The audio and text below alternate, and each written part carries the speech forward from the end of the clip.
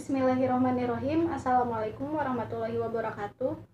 Perkenalkan, nama saya Fitrah Arofah, asal kelas MKS 3B.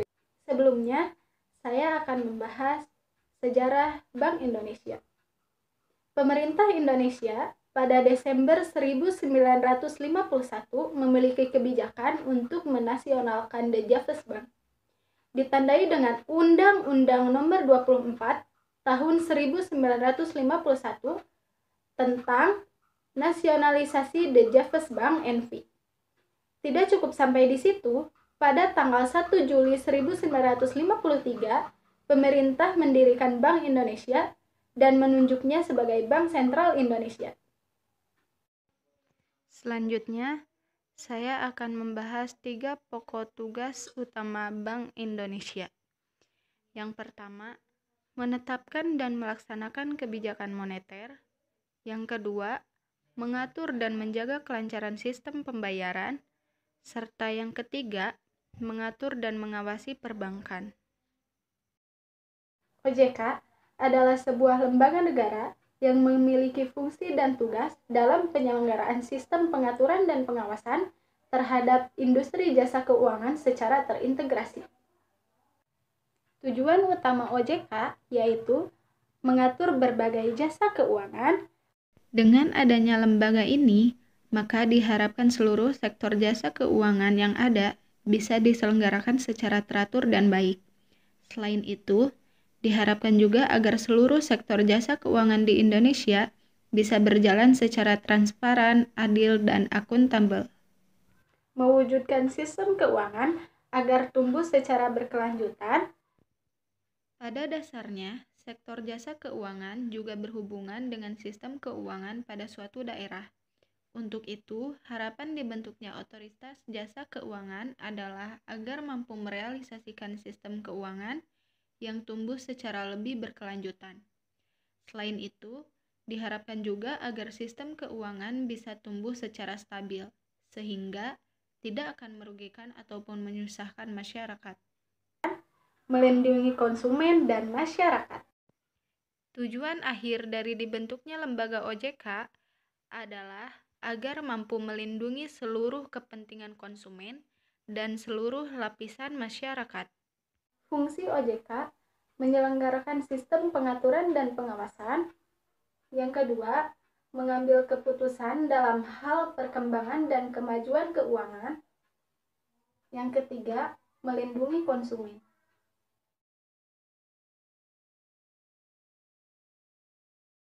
Tugas OJK ada 3, yaitu mengatur dan mengawasi kegiatan jasa keuangan baik di sektor perbankan maupun non-perbankan. Yang kedua, mengatur dan mengawasi kegiatan jasa keuangan di sektor pasar modal.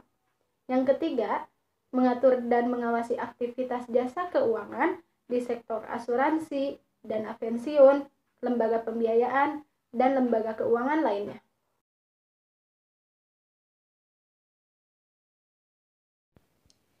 Pasar modal syariah merupakan kegiatan pasar modal yang tidak bertentangan dengan prinsip syariah di pasar modal.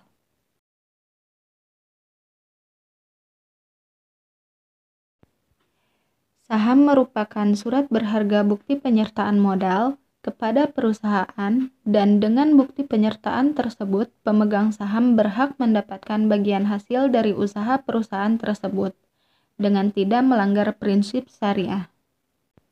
Sukuk merupakan istilah baru yang dikenalkan sebagai pengganti dari istilah obligasi syariah. Obligasi syariah di dunia internasional dikenal dengan sukuk.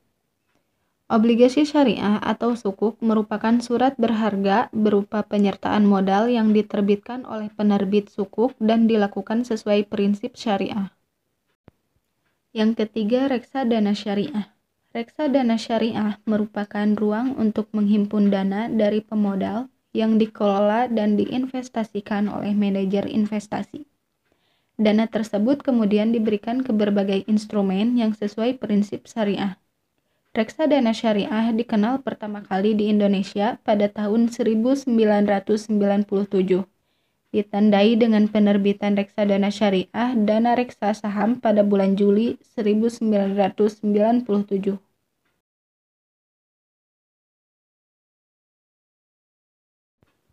Mekanisme yang dipakai dalam pasar modal syariah adalah transaksi tanpa riba, menghindari dari praktik spekulasi, hanya mentransaksikan efek syariah, emiten yang tergolong syariah, dan transaksi menggunakan akad.